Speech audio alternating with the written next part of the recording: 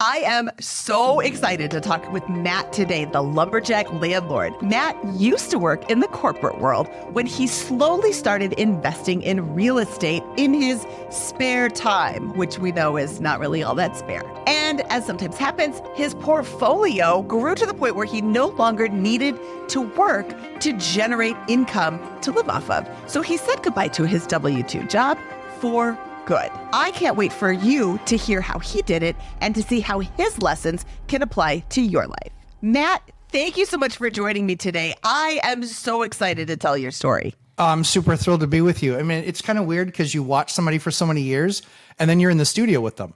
And so you're like, oh yeah, of course. Yay! Of course. You can't be friends with Dion and not watch you, just so you know. Yeah, that's kind of a thing. Yeah. Dion McNeely, my favorite. Yes. All right. So when you first started investing in real estate, what was your goal? The goal was I had not started investing in real estate when I started in my W-2 job. So I didn't started investing in the stock market like everybody else does, especially in corporate America. 401ks and stocks, and that's the talk at the lunch table. Bad news for me was I broke into the work market in 1998. Oh. So it was the run up to the .com bomb and Y2K and all this other stuff.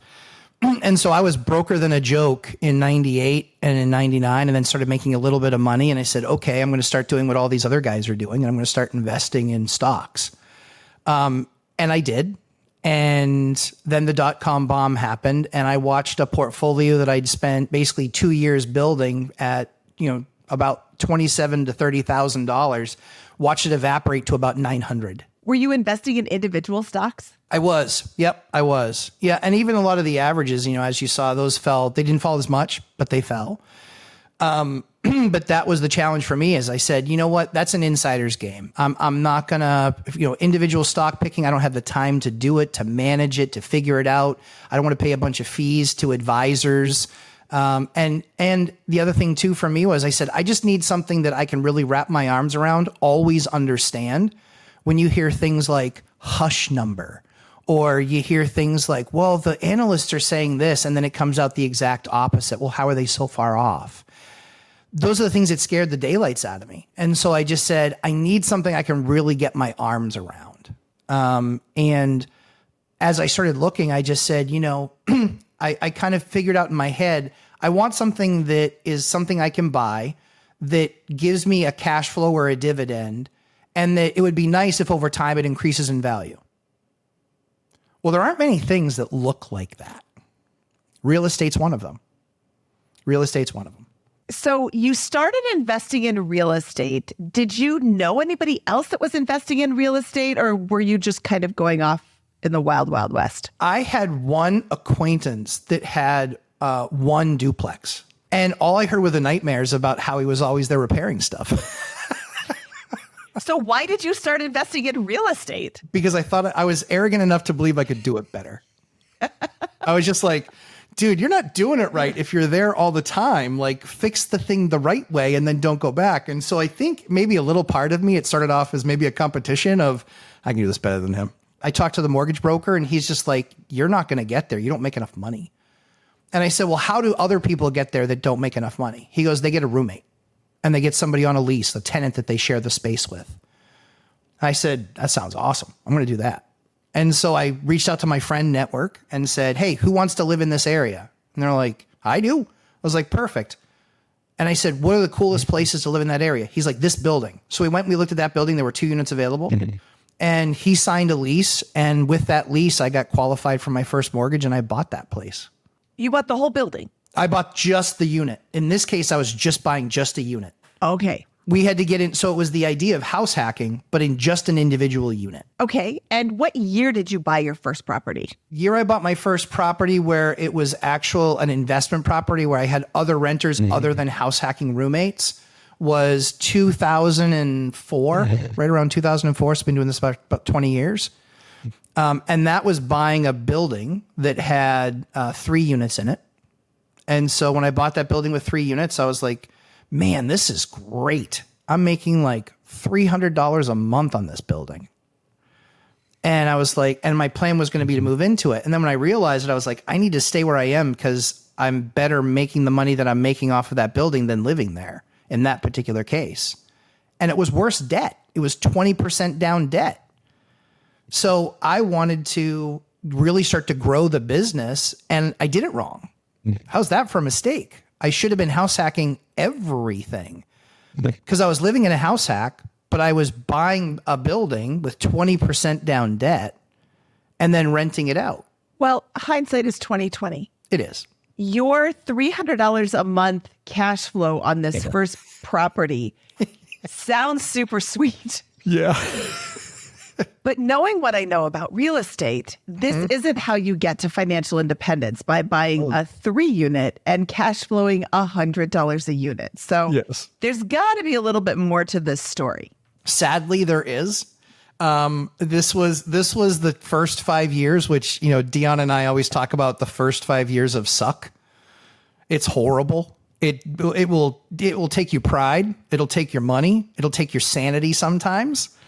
Thankfully, those are all loans. You get them all back.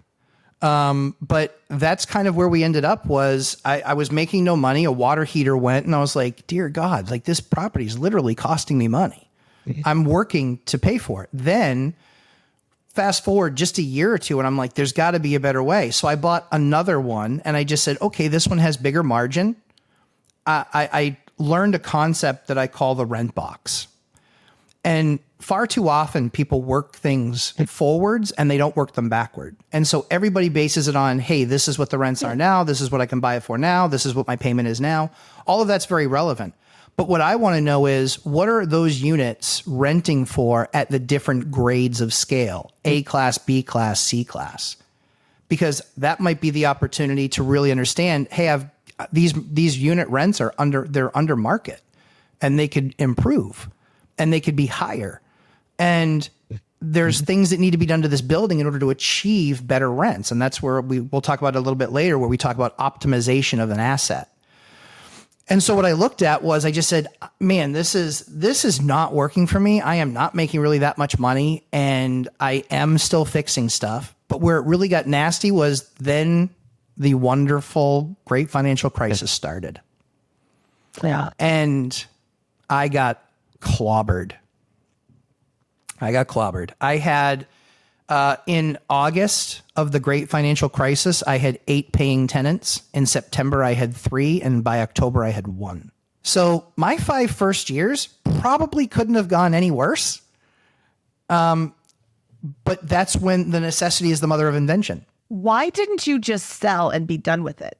Oh, wait, because this is 2008 and you couldn't sell them. Couldn't sell anything. Not even if you put buckets of gold in the basement could you sell these things. Yeah. Did you ever consider just letting them go back to the bank? Nope. Not built that way. I love that answer. Yeah, just not built that way. I'm like, this is my failure, not theirs. Yes. And it is difficult to be in that position. Oh, yeah. I know that you didn't lose your job due to anything that you did. Right. The whole housing market crashed because somebody was doing monkey business with mortgages that is so far outside of the guy building the properties. It's so far outside of his control, but that doesn't make his job any more stable. All of these people are monkeying around, and now he doesn't work. And that doesn't make your situation any better. So anybody listening who is not turned off by Matt's tale of woe with his first 5 years, the next ones get better. Much better. Much better. He's sitting pretty now. The way that evictions work is rent is due on the 1st. It is late on the 2nd. Regardless of your state having a grace period or not, it's late on the 2nd. And if you have a grace period, you can't file the eviction until the end of that grace period. That's the day you file. And if your tenant comes up with the money and you can stop the eviction, awesome. But a lot of times, most times, that's not the case. And then you've just waited a week, 2 weeks, a month, 3 months before you can get them out, all the while collecting $0 in rent. So I want to move to the good parts because I know there's good parts, but I also like the bad parts, not because it's awesome. Yay, you lost money. Congratulations. I'm so happy for you. But because Being a landlord is not for everybody. And if this tale of woes freaks you out, then invest in different ways. Matt has had bad experiences with the stock market. I've had great experiences with both. So I'm equally excited about real estate and the stock market. But if you'd find something that you like to invest in, continue investing in that. And if you don't like something, stop putting money in that. Yeah, I think the big thing is having patience for things to grow, right? If you equate your business, your landlording business to a child, a 2-year-old doesn't act like a 5-year-old and a 5-year-old doesn't act like a 10-year-old. And if your 10-year-old is acting like a 5-year-old, it's time to sell them. So the idea for us, and I'm a dad of 4, so I've got a 6-year-old, a 5-year-old, a 3-year-old, and a 10-month-old. Oh. Yeah, so I'm an old young dad. Or old dad of young kids. But as the business grew, the idea was out of all of those mistakes I made, I had to reflect on them. I had to take ownership of them, and I had to look at them and say, all right, how can we make sure this doesn't happen again? And here's how I did it. The first thing that I did was I made sure that every single tenant that I brought in was diverse. I didn't have anybody in the same field. And that's how I would say, here's the qualifications for rental. And a lot of times you have multiple people that are perfectly qualified. You get to pick. And I didn't ever want to have 100% exposure to a given market or thing, no matter how hot it was. The second thing that came out of it was, hey, as much as it was horrible putting 20% down to buy houses, it wasn't the worst because it still had me somewhat protected because I had a much lower payment. And it was something that going to work and hustling and doing side hustles, that spurred all of those things, And so it made me a far more resilient owner and operator. But then the biggest game changer happened, and it happened to me. And what happened to me was Fannie and Freddie said, hey guys, you can't have more than 4 mortgages in your name. We're blaming investors for this. So Fannie and Freddie passed a law in I believe it was 08 or 09. They passed a law saying if you cannot have more than 4 mortgages in your name. And I had just gotten married, and I was like, well, we can put some in her name, but she didn't have the money. She didn't have the credentials. She didn't have the credit. She didn't have any of the things that we needed to do that. And so I said, what am I going to do now? I was like, I got to be able to, I can't be out of the game and not able to buy, because I was already at 5 and the number was 4. I couldn't get another mortgage. So I called every mortgage broker I knew. And relationships, your network is your net worth. And so I called every mortgage broker I knew and a bunch that I didn't know. And I said, and I gave them that scenario. And one guy says, well, you could just move into it. I was like, then I can get 30-year fixed rate debt. He's like, yep. And I said, the cap doesn't apply. He goes, it only applies to additional mortgages that you're not the primary, that you're not the owner occupant. Hold on a second. Let's go back to 2008, 2009. You're losing money going from 8 tenants to 3 tenants to 1 tenant who are paying you. Why do you want to buy more real estate? Because I recognize I just did it wrong. I just think you're wired differently. I could see people being like, forget this. As soon as I can sell it, I'm selling it and I'm never doing this again. That's why I'm not lucky. That's why I'm just diligent. So it's like, I knew that this was the way. If 90% of people that are millionaires because of real estate, that number's not wrong. That just means I did it wrong. And so I had to take ownership of the fact that I did it wrong. And so I took that ownership and I said, okay, so if we fix the tenant thing, number one, we can do a better job of now getting the better tenants in these units. I did. I then got those units all back and rented up and, did what we need to do with lots of sleepless nights and, doing my own flooring and figuring out ways to do things on my own. So I did that. And so, yeah, at that point in 08, the beginning part of 08 into the very dark and cold winter, it was my first year of being married. It was awful. It was awful from that perspective. I can only imagine my wife going, I thought I married a successful guy and you're bad at this. You're bad at this. Thankfully, we're still married. We've been together for almost 20 years. That's what I had to look at. I had to take ownership and accountability of the mistakes that I made and recognize that better things needed to happen. The worst thing is there weren't a lot of online resources available to people like there are today. 07, 08, it was still pretty tight. It was still pretty small, where you could get access to things. and what you were getting access to. I mean, until a few years ago, I thought YouTube was only a music channel. True story. Like, I started watching it for education during the pandemic because I was, stuck in quarantine.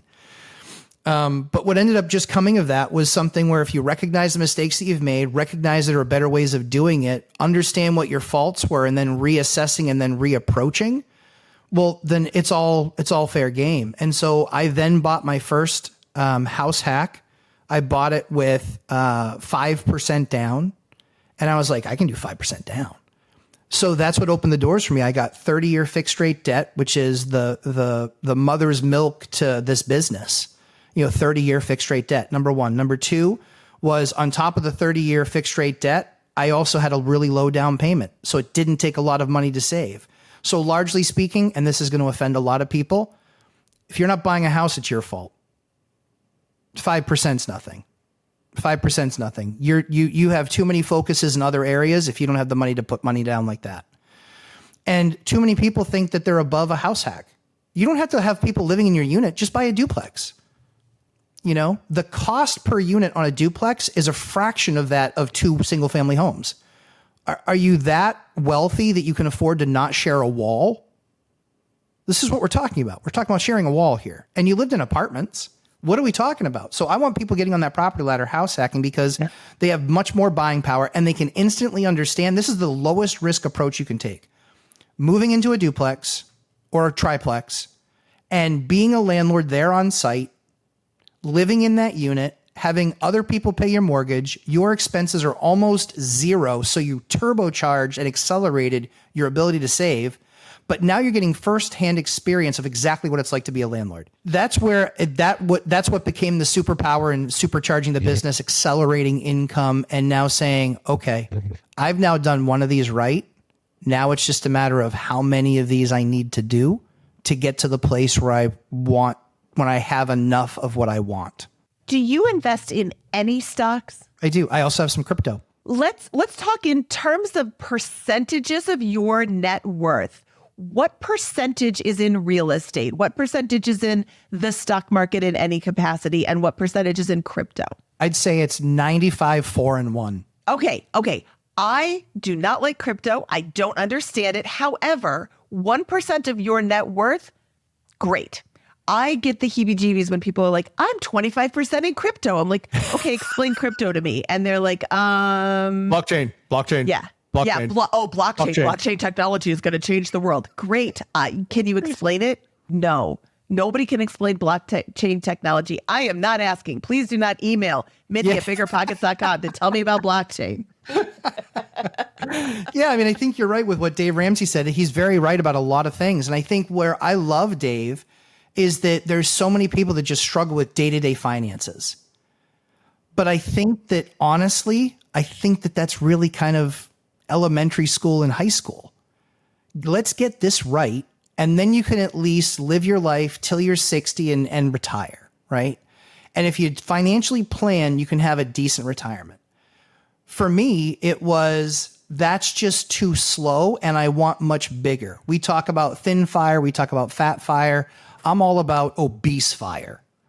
I want obese fire.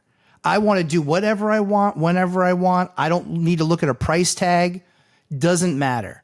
Okay, so in terms of your monthly or annual spending, the 95% of your net worth that is in real estate, how much does that generate of your expenses?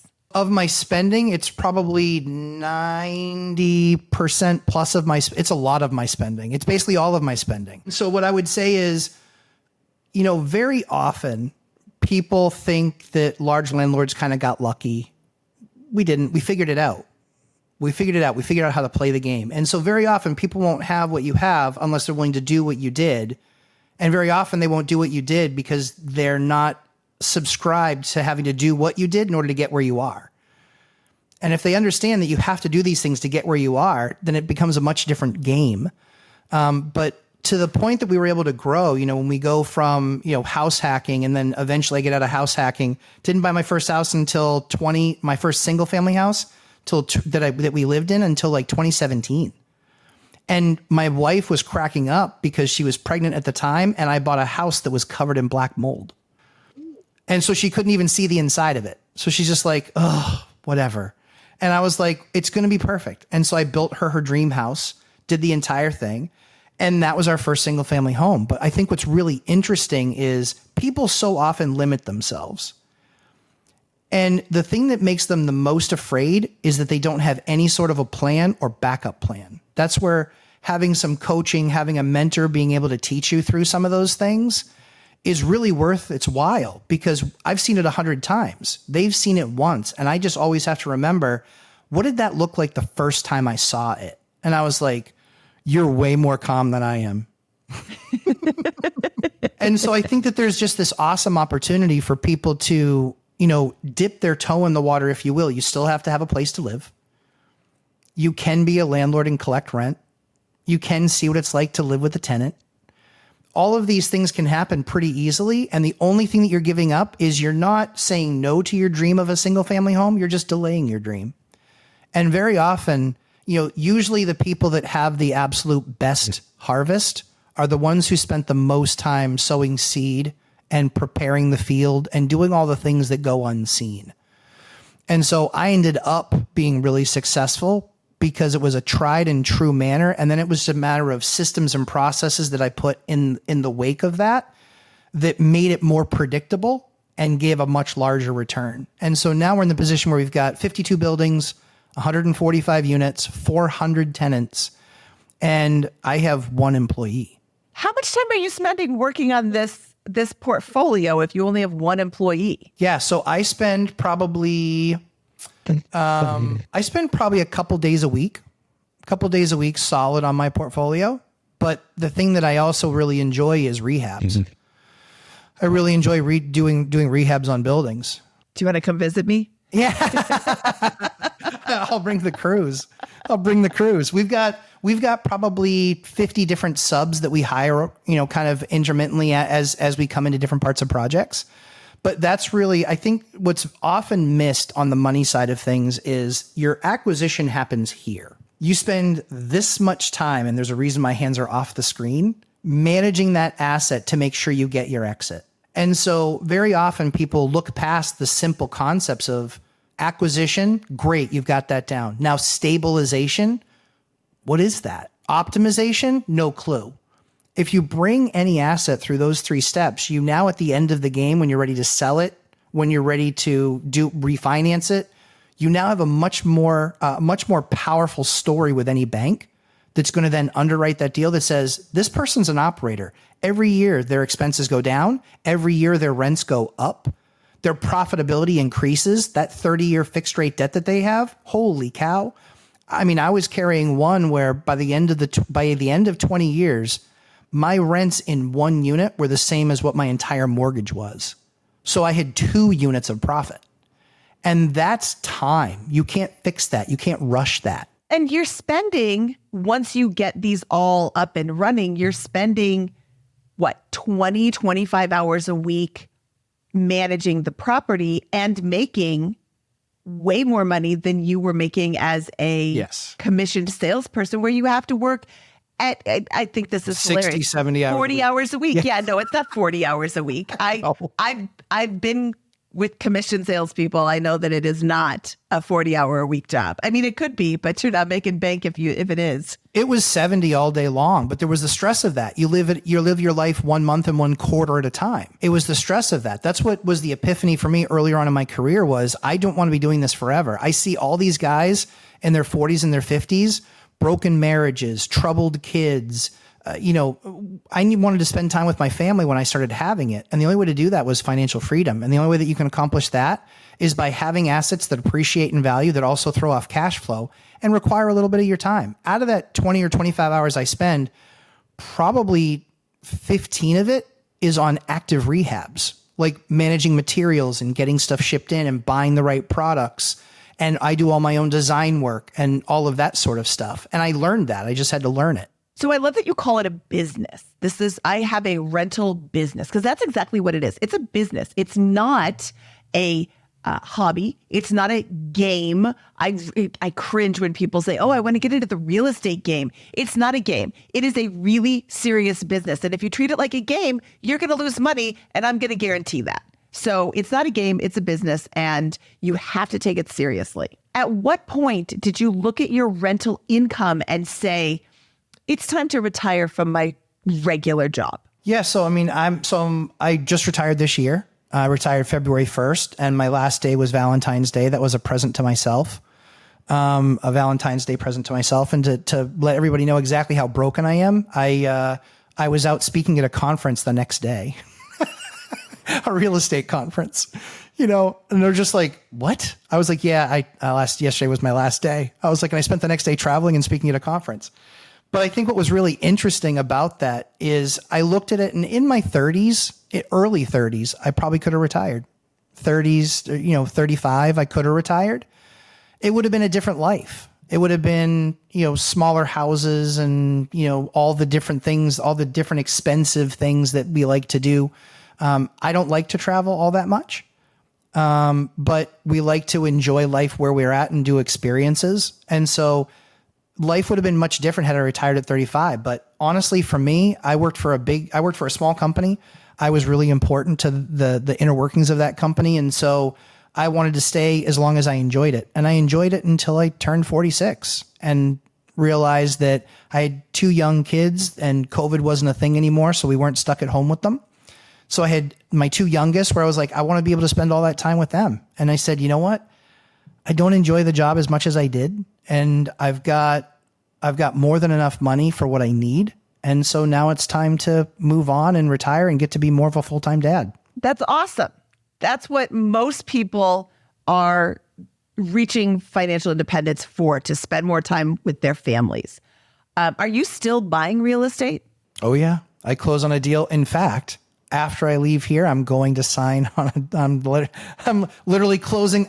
It's not even the offer. I'm literally closing today. Do you have an end number? Like, oh, once I get to 200, I'll stop. Or once I get to 500, I'll stop. Or is it just like whatever looks good? Some people limit themselves to MLS. Some people limit themselves to only doing seller finance deals or only doing subject to deals. I don't limit myself ever. So I have unbelievable number of deals that come across my desk. And it really comes down to, I pick, if I see a great deal, like this other one, it's a great deal. And so I'm closing on that and it'll be a great deal. And so I think the thing that people need to get good at is creating a network. So now we've spoken. If we'd never talked before and I called you, you would have no idea who I was. And even though you're a really nice person, I probably wouldn't get a call back because you're busy. And that's okay, because I'm the same exact way. But that's where I tell people your network is your net worth. And that's why you need to be spending time with your bankers, your local banks. I have a methodology where it's 2 billion assets under management. You want to look them up online. If they have less than $2 billion or right around that number, they have 5 to 7 locations and they're in your area. That is a banker that you should be talking to, because local banks are in the community, of the community, and for the community. And you're doing a service in the community by providing affordable housing. Align with people that have your shared goals. And that certainly is small banks, small and local banks. So I think that if you just call them out of the blue when you need money, it's going to be like Mindy or myself taking your call. It's a pretty low likelihood. However, if it's something where we've already had a conversation and you're following up from that conversation, there's pretty good likelihood we're going to have another conversation and advance that conversation down the path to see how we can help each other. I love that. Yeah, relationships are so key. And when you don't continue to put work into them, they kind of die. And real estate is a relationship business. I'm a real estate agent. I absolutely believe in the MLS. If you take my name, Mindy, the MLS is not dead yet. That's what Mindy stands for. However, there's lots of other ways to get deals, and finding them off market can be a really, really excellent way to find these deals that you're not competing with other people on. Right now, there's not a ton of competition for the properties that are on the market, but the Fed keeps saying that they're going to drop rates again. I really anticipate next spring being a crazy selling season. Everybody's going to jump back in because there's going to be more buyers around because rates are going to be lower. This is what my prediction is. If I don't get it right, feel free to email me and let me know. I'm sure they will. Tell it to somebody else at idon'tcare.com. Sorry, I was wrong. I'm human. Matt, I have one final question for you. This has been a super fun conversation. What is your biggest takeaway from pursuing financial independence that you would like to share with the audience? I think it's really, you have to be personally accountable. And I think far too often people won't invest in themselves. And that doesn't just mean time. That means time and money. Investing in yourself, getting better, learning and being around other people. BiggerPockets offers great courses that help investors. There's other great courses out there as well. But being able to invest in yourself, learn the skill, avoid some of the pitfalls, it usually pays off 10x, even sometimes 100x. We had one person that said, I was able to save $6,000 a month managing my portfolio. I mean, the return on investment was 9 days. It's just like, these are the things that you love to hear from people. So I think people need to invest in themselves, and that's not just time, but also money. Yeah, absolutely. Invest in yourself. If real estate investing sounds like something that you're interested in, BiggerPockets.com has everything. We've got a forum. We've got, I think, 7 podcasts. We've got blogs. We've got books. We have, from experienced landlords, experienced investors, people sharing their information so that you don't have to go to the school of hard knocks. You could just look and say, oh, Matt made a mistake by renting to all construction workers right before the entire construction industry cratered. I'm not going to do that. You don't have to go rent to all the construction workers right before the industry craters in order to learn that lesson. You can just hear Matt tell it and say, you know what? That makes sense that it didn't work out. I won't do that going forward. We have lots of people who want to share their information with you. So if you're interested in real estate investing, BiggerPockets.com is your home for all things investments. Matt, thank you so much for your time today. This was such a fun conversation. Where can people find you online? So they can find me Lumberjack Landlord on YouTube, Instagram, and also my own website. Come hang out. We have a great free community. A lot of people that spend time in BiggerPockets spend time with us as well. Because I am more than happy to make fun of myself because I make plenty of mistakes. But yeah, come hang out. Lumberjack Landlord on Instagram is where we share a lot of our project work, and on YouTube is where we spend 90 minutes a week just spending time hanging out with people, answering their questions and listening to what's going on in their markets. That is awesome. Okay, go check out Matt's channel, check out BiggerPockets. And if you like this video, please click the thumbs up and don't forget to subscribe to this channel for more inspiring FIRE videos just like Matt's. This is Mindy Jensen signing off.